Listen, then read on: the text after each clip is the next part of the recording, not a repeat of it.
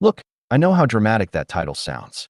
If I read it on Reddit, I'd assume the OP was exaggerating or fishing for validation. But this is exactly how it happened, and honestly, I'm still trying to wrap my head around how a simple birthday dinner turned into the moment everything I'd been ignoring about my family got dragged right into the light. For context, I'm 32, live in Ohio, work in IT, and I've always been the quiet one in the family. Not the black sheep, not the favorite, just the neutral middle child people forget to tell things to. And somehow, over the years, that morphed into this weird dynamic where everyone just assumed I'd be fine with being sidelined, excluded, or treated like the convenient scapegoat who kept the peace by swallowing things whole. My mom's 60th birthday was supposed to be this big family milestone. She's been through a lot: breast cancer at 55, quitting her job at the bank after 30 years because of stress, navigating retirement with my dad who still acts like money is a fever dream instead of a real thing. I love her. Whatever issues I've had with my family, they were never really about her. She's the one who actually tried with me. But she's also the one who folds like a lawn chair whenever my older sister, Katie, starts orchestrating things. Katie is the golden child. You know the type: successful on paper, loud, type A personality, social media mom who has custom charcuterie boards for toddlers and gets her hair done weekly. Everyone listens to her because it's easier than dealing with the hurricane that hits when someone tells her no. I swear she could run a Fortune 500 company or an underground fight ring with the same energy. Anyway, the dinner. As usual, I wasn't asked for my availability. I was told, through a family group chat that I didn't even realize I wasn't part of anymore. My cousin forwarded a screenshot to me, saying, "Hey, are you going?" The screenshot showed everyone confirming. Everyone. Aunts, uncles, cousins, even someone's fiancé I haven't met yet. Except me. I hadn't received a single text. So I text Katie, "Hey, what time is dinner for mom?" It took her 2 hours to respond, which for her is basically an eternity. Then she texted, "Actually, we talked about it, and we think it's better if you don't come." Just trying to avoid things being awkward. I stared at my phone for a full minute. That's how long it took my brain to compute the level of audacity. I texted back, "Avoid what being awkward?" Her reply came fast this time. "Dad said last time you brought up money stuff, and it stressed mom out. Just sit this one out. It's better for her." I hadn't brought up money stuff. I had asked why the bank kept calling dad about the home equity loan. That was it. A question. A basic adult question. But in my family, me asking a question equals me starting something. I didn't respond right away. I took a walk instead. It was cold. One of those Midwest nights where the cold feels sharp. I just needed distance before I said something I'd regret. When I got back home, there was a message from my dad, which basically confirmed Katie had gotten to him first. He wrote, "Son, your sister thinks it's best if you're not there tonight. It'll be a small thing. Don't take it personally." Small thing. The reservation was for 18 people. I didn't respond. I just sat on my couch, lights off, thinking about how many times I'd let comments slide or let people talk over me or accepted being forgotten because I didn't want to be the cause of drama. And it hit me how insane that was. How I was always expected to shrink myself to avoid upsetting people who didn't care about upsetting me. Around 4 p.m., I decided I wasn't going to say a word to any of them. I wasn't going to beg or argue or defend myself like I usually did. If they didn't want me there, fine. But I wasn't going to pretend it didn't hurt. I ordered flowers, white lilies, because they're mom's favorite. Not the cheap bouquet, either. I went all out. Rush delivery, giant vase, handwritten card. And the card, I don't know what came over me. Maybe it was resentment that had been building for years. Maybe it was the fact that they were all going to sit in that house tonight. The same house my parents kept saying they'd eventually have to sell because of financial problems everyone pretended didn't exist. So I wrote, "Happy birthday, Mom. Enjoy the last dinner you'll have in that house." That's it. No threats. No explanations. Just a truth no one wanted to hear. I sent it, closed my laptop, and went about my evening like nothing happened. I made dinner. I played some dumb mobile game. I didn't check my phone even when it buzzed because I knew that someone had seen that card and panicked. But the real explosion didn't happen until the next morning. I woke up around 8 to my sister calling me. Not texting, calling. When I answered, she didn't even say hello. She just screamed, full volume, "What did you do?" Her voice cracked halfway through it. She sounded scared. legitimately scared. And for the first time in my entire life dealing with that family, I leaned back, let out a slow breath, and said, "What do you think I did?" Because truthfully, all I had done was tell them something they already knew, and had been pretending wasn't knocking on their front door. I didn't expect what came next, or the fact that, suddenly, I wasn't just the forgotten middle child anymore. I was the person everyone desperately needed an answer from. And they were not ready for the answer I was about to give. Katie was so loud I had to pull the phone away from my ear. At first, all I heard were half-formed, panicked sentences, something about mom crying, dad not sleeping, and people freaking out. I finally cut in and told her to slow down because I wasn't catching a single coherent thought. She took this shaky breath and said it again, clearer this time. "Why would you write that on her birthday card? Why would you tell her something like that? Do you have any idea what you caused?" I rolled out of bed, sat on the edge, rubbed my face, and said the truth as calmly as I could. I told her the truth. That house is going to be gone if someone doesn't deal with the financial mess Dad's been ignoring. There was silence, just long enough that I knew she understood exactly what I meant. Then she snapped back into her usual defensive tone, the one she used whenever reality didn't match the version of life she curated for Instagram. "You don't get to say things like that. You don't live with them. You don't know what we're dealing with." And that was the moment something in me finally snapped. For years, every time she crossed a line, I backed down. Every time she rewrote history to make herself look like the savior of the family, I let it slide because fighting with her was exhausting. But something about waking up to her treating me like the villain for pointing out the mortgage equivalent of a ticking bomb, it flipped a switch. "Katie," I said, "I know more than you think. Dad told me about the second loan when he asked me to help him figure out the interest rate. Remember that? The call you said I misunderstood?" Dead silence. That silence told me everything. She didn't know I knew. Before she could recover, I added, "And I know he's been ignoring the letters from the bank, the ones piling up in his office drawer." Her voice dropped, quiet, almost whisper level. "How do you know about that?" "Because he showed me," I said. "He asked me what he should do. And then he told me not to tell you because you'd make a scene." His words, not mine. The line went dead silent again. For a second, I thought she'd hung up. Then I heard her exhale shakily. "When?" she asked. "3 months ago." Another breath. "Why didn't you tell me sooner?" I laughed, not mocking, just tired. "Because the last time I tried to bring up anything even slightly difficult, you told me I was stressing mom out and ruining every family gathering. Why would I come to you with something this big?" She didn't deny it. Couldn't deny it. Instead, she shifted the blame like she always did. "You shouldn't have said it on the card. And you shouldn't have uninvited me for mom's birthday dinner," I replied. "But here we are." She made this frustrated noise, somewhere between a groan and a sob. "Mom was devastated. She thought you were threatening something. She didn't sleep at all. Dad barely talked last night. Everyone kept asking what you meant. What do you think I meant?" I asked again because I wanted her to say it. I wanted her to speak the truth I'd been tiptoeing around since I was a teenager in that house. "We're not losing the house," she said, but her voice wasn't firm. It was thin, shaky, defensive. "You are," I said simply. "Unless someone steps in and does something about it." That's when she lost it again. "You don't know what you're talking about." "Then tell me," I said. "Tell me I'm wrong." More silence. And then a different voice in the background, my dad. Muffled, but clear enough. "Katie, just tell him." I sat up straighter. Another moment passed. When she spoke again, she sounded smaller than I'd ever heard her. "We're behind," she said. "Dad hasn't been able to keep up. The late fees are a lot. And the second loan was supposed to be temporary, but then mom got sick and—" She stopped. I could picture her running her hand through her hair the way she does when she's overwhelmed. "We've been trying to figure something out," she went on. "But Dad didn't want to tell anyone. Especially not you." There it was, the truth. Not the polished version. Not the gaslighting. The actual truth. And uninviting me from the dinner fixed any of that. How? I asked. "It didn't," she admitted. "But Dad didn't want arguments.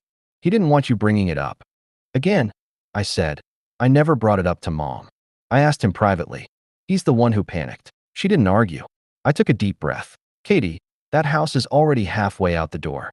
You guys pretending everything's fine doesn't change the numbers." Her voice cracked. "Mom doesn't deserve this." "I know," I said gently. "And I meant it. That's why someone needs to deal with it instead of pretending it'll magically get better. She sniffed, trying to hold herself together. So what now? You just what? Drop a bomb on us and walk away. You think that helps? I leaned back against the headboard and said the sentence I'd been holding inside for a long time. You didn't want me involved, right? Well, now you need me involved. She didn't say anything for several seconds. Then, can you come over? It was the first time she'd asked me for help instead of telling me what to do. But I had no idea what I was walking into. And I had no idea that the truth about the house wasn't even the biggest secret waiting for me. I sat in my car outside my parents' house for a solid minute before getting out. The driveway was full, my sister's SUV, my aunt's sedan, my cousin's car. It looked like another family gathering I hadn't been invited to. Except this time, they needed me here. Funny how quick the script flips when the truth becomes inconvenient. The house looked the same as always, but something felt different, like the walls themselves were holding their breath. I walked up the porch steps, and before I even reached the door, it swung open. It was my dad, and he looked old. Not older. Old. As if the last few years had carved lines into his face that I hadn't noticed, because I'd been keeping myself at a comfortable distance. His eyes were tired, red around the edges, like he hadn't slept. He didn't say anything at first, just stepped aside and let me in. The living room was full of people, sitting, pacing, whispering. Conversations stopped the moment I walked in. Every pair of eyes landed on me like I was carrying a lit fuse. Mom was on the couch. Her eyes were puffy.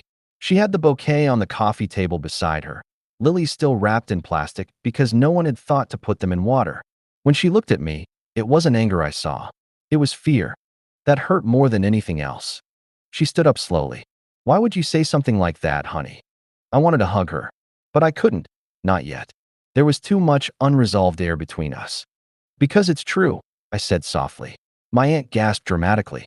My cousin whispered something to the person next to her. Katie shot them a look that shut them up. Dad walked past me, sat down heavily in his armchair, elbows on his knees, head in his hands. He looked like a man who had been avoiding the inevitable for so long he didn't remember how to face it. Katie motioned for everyone to sit, and for once, they actually listened to her. I stayed standing. Dad finally spoke. I didn't want your mother to worry. Dad? I said gently. She's already worrying. He winced, but didn't argue. Katie sat forward. We need to know exactly how bad it is. For the first time in my life, I saw my father look ashamed. Bad, he said quietly. It's bad. Mom's breath hitched. How bad? Dad rubbed his hands together. 2 payments behind. And the second loan. Well, the interest rate jumped when the promotional period ended. My cousin muttered, Jesus. My aunt shook her head. Someone else whispered something like, why didn't he refinance? Dad kept going. I thought I could catch up when the overtime returned. But it didn't. And then your mother's medical bills. Mom flinched like he'd slapped her. Katie cut in. So what's the total behind? Dad hesitated. 8,000. The room froze. 8,000 doesn't sound like much in theory. But when you're behind, when the fees have piled up, when the interest hits from both sides, that number becomes a monster. Mom whispered, so we're losing the house. Dad didn't answer, and that was my cue. You will lose it, I said, if we don't do something right now. Katie glared at me. Can you not be so blunt? Blunt is what got us here, I replied. Everyone trying to protect everyone else from the truth instead of dealing with it. Mom wiped her eyes. We didn't want to burden you. That sentence hit me in a way I didn't expect. After all these years feeling excluded, the reality was, sometimes they weren't cutting me out. They were trying to shield me, even if the method was deeply flawed. I'm not burdened, I said. I'm your son. You can talk to me. Mom started crying quietly. Dad leaned back, staring at the ceiling. We spent the next hour going through papers, letters, notices, statements, a budget scribbled on legal pads that made no mathematical sense. It was like watching 2 people drown while insisting they were swimming fine. But while sorting through the mess, something caught my eye. A letter with a different bank logo. Not the mortgage company. Not the home equity lender. It was addressed to my dad. I opened it, scanned it, and froze. It wasn't about the house. It was something else entirely. My dad noticed my expression. What is it? I didn't answer right away. I read it again, slowly, making sure I wasn't misinterpreting it. Mom saw my face, covered her mouth with her hand. What now? Katie stood up. What is it? Tell us. I looked at Dad. Why didn't you tell anyone about the personal loan? He blinked, confused. What personal loan? I handed him the paper. He stared at it, processed it, and went pale. Katie grabbed it from his hands. What the hell is this? She demanded. Dad looked like someone had taken the ground out from under him. I I didn't take that out, he whispered. I didn't sign anything. I sat down slowly, the weight of what I was realizing settling like a stone in my stomach. Because there was only one other person who had access to all of Dad's personal documents. One person who had helped him with paperwork. One person who had his info. And everyone in the room turned to look at her at the same time. Katie's face. Flushed. Tight. Guilty. No, she said immediately. No, don't look at me. I didn't. But no one else could have. And she knew it. Katie, I said quietly, did you take out a loan in Dad's name? Her breathing went shallow. Her eyes darted. And then she said the sentence that set the entire room on fire. You don't understand. I was going to pay it back. Mom screamed. Dad stood up so fast the chair toppled backward. And for the first time in my entire life, I realized something. This wasn't just a family financial issue. This was fraud, committed by the golden child. And everyone suddenly needed me more than ever. Katie's words didn't just hang in the air, they detonated. Nobody moved for a full 10 seconds. My mom's hands flew to her face. My aunt started whispering frantic prayers under her breath. My cousin looked like she wanted to physically sink into the couch cushions just to avoid being present. Dad's face. I've never seen a man unravel like that. His jaw clenched, his eyes went flat, and the kind of silence he fell into was the kind that frightens you. A quiet that means something inside has snapped so violently it can't find its way back. Meanwhile, Katie stood rigid, breathing fast, shaking her head in these short, jerky motions. I didn't steal anything, she said. I just borrowed it. I was going to pay it back before anyone noticed. When I asked, I wasn't yelling. I wasn't even angry yet. I just wanted the truth. When were you going to pay back a $12,000 personal loan, Katie? She glared at me like I'd insulted her intelligence. I have plans. I had everything under control until the interest rate changed and Mom's voice cracked. Why didn't you tell us? Why would you do something like this? Katie's lip trembled. For a second, she wasn't the golden child. She wasn't the loud, controlling, social media perfect older sister who always knew better. She looked like a kid again, cornered, exposed, terrified of consequences she'd never imagined for herself. It wasn't supposed to get this bad, she whispered. I just needed a little help at the time. Dad found his voice then. It was low, rough, barely controlled. Help for what? She closed her eyes. The storefront. Silence again. Mom's voice wavered. What storefront? Katie swallowed hard. The beauty boutique. The one I wanted to open with Alicia. Oh my God, my cousin murmured. I remembered it. A couple years back, Katie had announced this vision, a boutique that would sell curated cosmetics, hair care, skincare lines. She'd talked about it nonstop for months, until one day, out of nowhere, she stopped. She said the timing wasn't right. Said the rent was too high and permits too complicated. We'd all shrugged, assumed the idea died. Turns out, parts of it hadn't. Dad ran a hand over his face. I never agreed to this. I never signed a loan. Katie snapped. It wasn't identity theft. Don't say it like that. I had your documents because I was helping with Mom's medical paperwork and Dad roared. You took out a loan using my name. That was the first time in my life I'd heard him raise his voice like that. Mom flinched so hard she dropped the tissue box she'd been clutching. Katie started crying. Loud, dramatic, ugly sobs that echoed off the walls. I didn't think, she choked out. I was desperate, okay? Alicia backed out at the last minute, and I'd already paid deposits. I thought the store was going to be successful. I thought I could pay it off myself. She was unraveling fast, pacing, pulling at her hair. I didn't want to ask for help, she said. You all think I have everything together. I didn't want you to see I'd messed up. The irony was sickening. She spent years judging me for every mistake I made. Every job I quit when I was struggling. Every relationship that fell apart. Every time I didn't plan enough. And now, she'd made a mistake 10 times bigger than anything I'd ever done. Mom stepped toward her, but Katie backed up like she expected to be slapped. I wasn't trying to hurt anyone, she whispered. I took a breath. Katie, you committed a federal crime. She threw her hands up. Don't say that. Don't say it like that. What do you want me to say? I asked, keeping my tone even. That it was a small mistake? That you borrowed a loan? That's not how this works. She shook her head desperately. It can be fixed. It can still be fixed. We just have to get ahead of the payments and oh, Dad said. No more hiding this. No more pretending. We're not lying to the bank. We're not paying this quietly. This is fraud, Katie. Fraud. Katie collapsed into the chair like she'd been shot. My aunt tried to go to her, but Mom held up a hand to stop her. Dad turned to me then, and I saw something I never expected in his eyes. Defeat, and something close to pleading. Son, he said quietly, what do we do? That sentence gutted me. This man, my father, had never asked me for anything. Not advice, not help, nothing. I'd spent half my teenage years thinking he barely noticed I existed compared to Katie. And now he was looking at me like the only lifeline he had left. First, I said, we need to call the bank. Katie's head shot up. No, no, they'll press charges. Maybe, I said, but if we hide it, they definitely will. Mom started crying again. Dad looked sick. Katie stared at me like I'd betrayed her. You want me arrested? Is that it? No, I said. I want the truth on the table.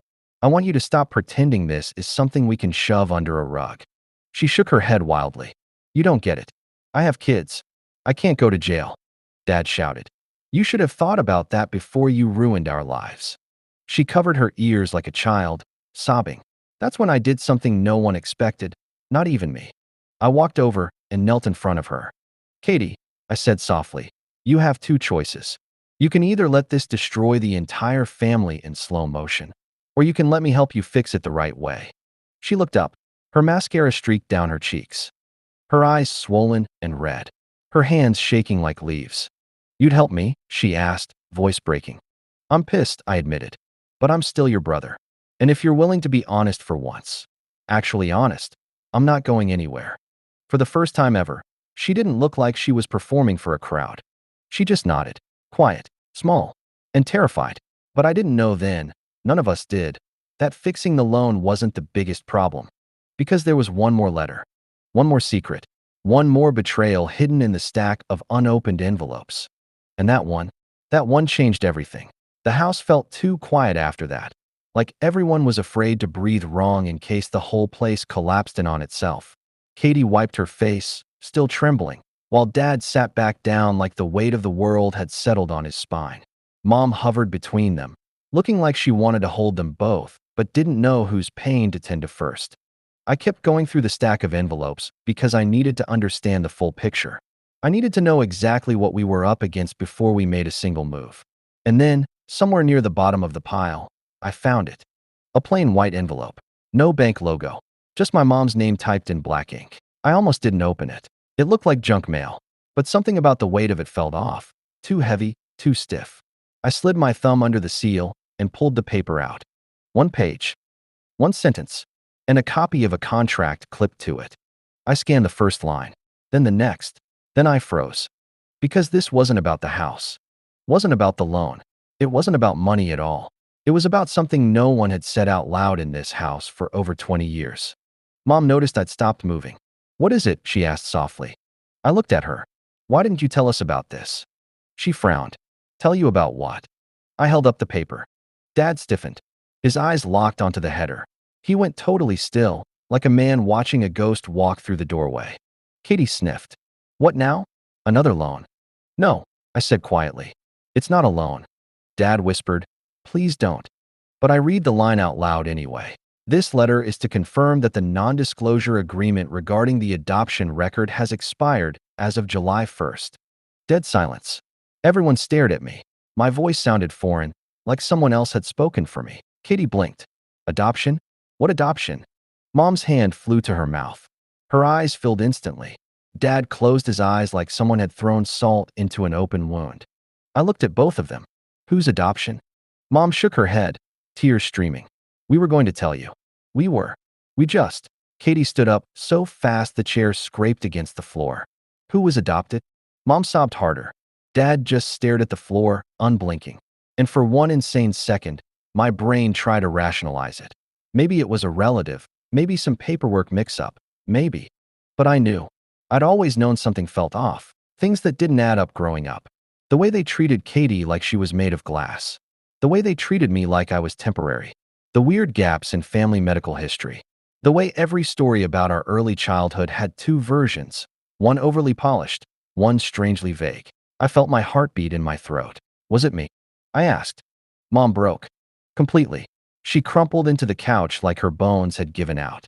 Dad went to her and held her as she shook. Katie just stared at me, eyes wide, whispering, "No, no way you're lying." Mom finally forced the words out through the sobs. Yes. Everything inside me went silent, like my entire internal world hit pause. Dad tried to reach for me. "Son, please. Don't," I said quietly. "Just don't." Katie stumbled backward until she hit the wall. "You're kidding. This is a joke, right?" "Right." "I didn't know," I said. "I didn't know until just now." Mom was shaking. "You were ours. We loved you from the moment." "You lied," I said. My voice cracked, but I didn't yell. I didn't have it in me. "You lied for 32 years." Dad wiped his face. "We were going to tell you when you were older." "When?" I asked. 40? 50? Never. "We didn't want you to feel different," he said. I laughed, a broken, breathless laugh that didn't sound like me at all. I always felt different. Katie looked between us, completely shattered. She was sobbing again, but this time for a different reason. "Why didn't you tell me?" she yelled. "I'm the oldest. I should have known." Mom tried to reach for her. "We didn't want you treating him differently, but I did." Katie shouted. "I did treat him differently. And you let me." Dad put his head in his hands again. Mom just cried. And me? I felt like someone had gutted me and left everything open on the table. Not because I was adopted. That part weirdly made sense. A lot of pieces suddenly clicked into place in ways that almost felt relieving. It was the secrecy. The fact that the one thing I'd begged for my entire life, honesty, transparency, inclusion, had been deliberately withheld from me. I swallowed hard. Why now? Why tell me it all? Mom pointed weakly at the letter. "Because the records are being released. They'll contact you. We didn't want you finding out that way." Dad nodded, eyes red. "We made mistakes. Big ones. But you were never unwanted. You were never unloved." I didn't say anything. Because I didn't know what to say. Katie walked toward me, slowly, like she was approaching a wounded animal. She put a hand on my arm, voice barely audible. "You're still my brother. Nothing changes that." I looked at her, then at my parents, then at the house they were about to lose, the house built on secrets and silence and buried truth. "I need air," I said. Mom sobbed, "Please don't leave." "I'm not leaving," I said quietly. "I just need a minute." I stepped out onto the porch. Cold air hit me. Hard. My lungs felt tight, like I'd forgotten how to breathe. Behind me, voices rose again, panicked, terrified, unraveling. The family that didn't invite me to a birthday dinner was now falling apart at the seams. And somehow, I was the one holding all the pieces. I stood there for a long time. Long enough for the sun to shift. Long enough for my heartbeat to return to something steady. And when I finally walked back inside, I wasn't the forgotten middle child anymore. I was the one who knew the truth. The one who could either walk away or help rebuild everything they'd shattered. And I knew exactly which one I'd choose. But this time, it would be on my terms. If you made it all the way to the end, thanks for sticking with me. I really appreciate it. If you enjoyed the story, consider subscribing to the channel and giving the video a like. It helps me share more stories like this. Thanks.